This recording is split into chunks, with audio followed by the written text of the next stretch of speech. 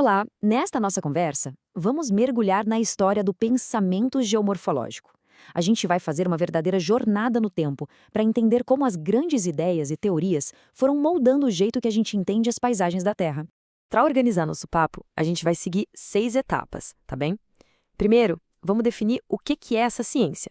Depois, vamos ver como ela nasceu, o grande debate que existiu entre a escola americana e a alemã, as teorias que vieram depois e, por fim, como a geomorfologia é usada hoje em dia.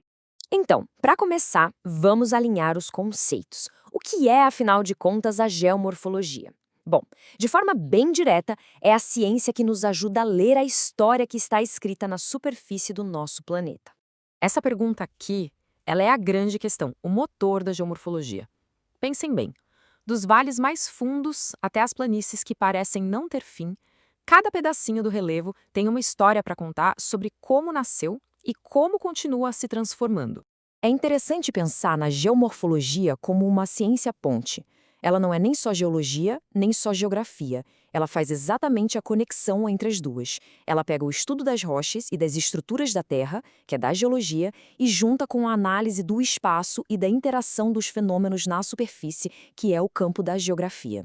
Certo. Agora vamos fazer uma viagem no tempo. A geomorfologia, como uma ciência com nome e sobrenome, não apareceu do nada. Ela foi se desenvolvendo, sabe, a partir dos estudos de geólogos e naturalistas, lá nos séculos XVIII e XIX, numa época em que a curiosidade sobre a origem da Terra começou a virar ciência de verdade. E aqui nós temos um dos pilares de todo o pensamento geológico. James Hutton, um desses pioneiros, veio com uma ideia fantástica. Ele disse que os mesmos processos que a gente observa hoje, como um rio desgastando seu leito, são os responsáveis por esculpir a Terra ao longo de um tempo gigantesco. Isso, para a época, foi absolutamente revolucionário. Essa linha do tempo ajuda a gente a organizar as ideias. A gente parte do Hutton, no século XVIII. Aí, em 1875, Powell traz o conceito de nível de base, que é super importante. Chegando em 1899, William Morris Davis aparece para organizar tudo numa grande teoria, o ciclo geográfico. Mas em 1924, essa teoria foi desafiada por Walter Penck. E, finalmente, lá nos anos 50 e 60, surgem novas ideias, como a pediplanação do King e o equilíbrio dinâmico do Heck. Agora, vamos focar um pouco na primeira grande escola de pensamento, a anglo-americana. E ela foi, sem dúvida, dominada pelas ideias de um homem, William Morris Davis, e o seu famoso ciclo geográfico. Não é à toa que o Davis é chamado de pai da geomorfologia.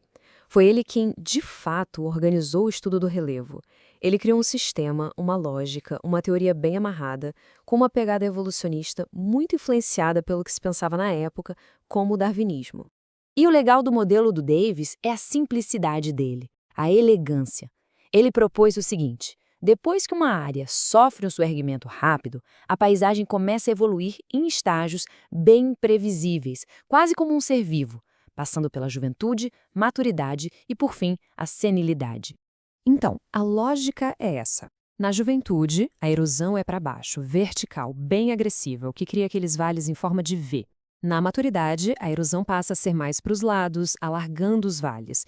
E na senilidade, a paisagem já está toda desgastada, virando uma peneplanície, que é uma superfície quase plana. Para esse ciclo todo fazer sentido, ele precisa ter um ponto final, um limite. E esse limite é o nível de base, que geralmente é o nível do mar. Um rio não consegue cavar abaixo desse nível.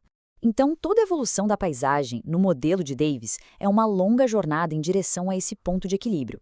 Só que a teoria do Davis não reinou sozinha. Do outro lado do oceano, na Europa, a escola germânica estava cozinhando uma ideia bem diferente, com Walter Penck na liderança. A grande crítica de Penck era essa natureza finalista do ciclo de Davis, essa ideia de que tudo caminha para um fim pré-definido.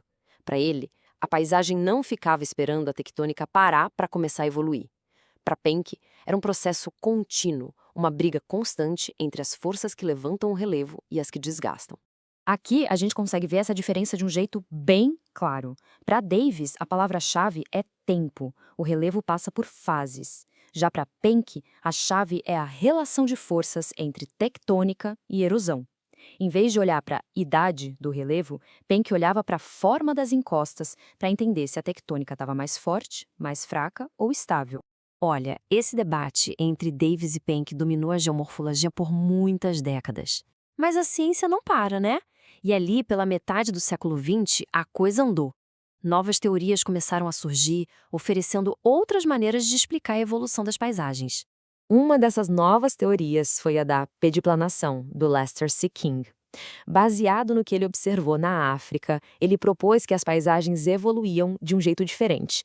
Não por um rebaixamento geral, como dizia o Davis, mas pelo recuo paralelo das encostas, um processo que vai criando planícies rochosas enormes, os pediplanos. E aí veio uma virada de chave ainda mais forte com o John T. Heck. Ele chegou com a ideia do equilíbrio dinâmico, um conceito que não era nem histórico nem cíclico. Para ele, a paisagem não está evoluindo para algum lugar.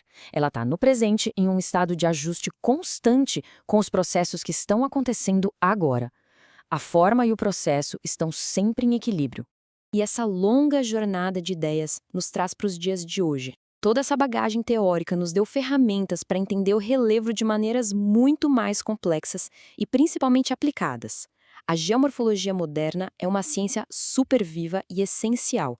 Hoje, a disciplina tem várias frentes. Existe a geomorfologia quantitativa, que usa modelos de computador para simular paisagens, e, de forma muito importante, tem a geomorfologia ambiental, que olha para a interação entre a sociedade e o relevo.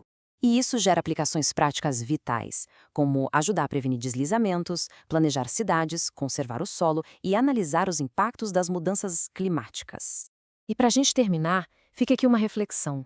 Se a gente aprendeu a ler o passado nas formas do relevo, a grande pergunta agora é: o que essa leitura nos revela sobre o futuro que nós estamos construindo na superfície do nosso planeta?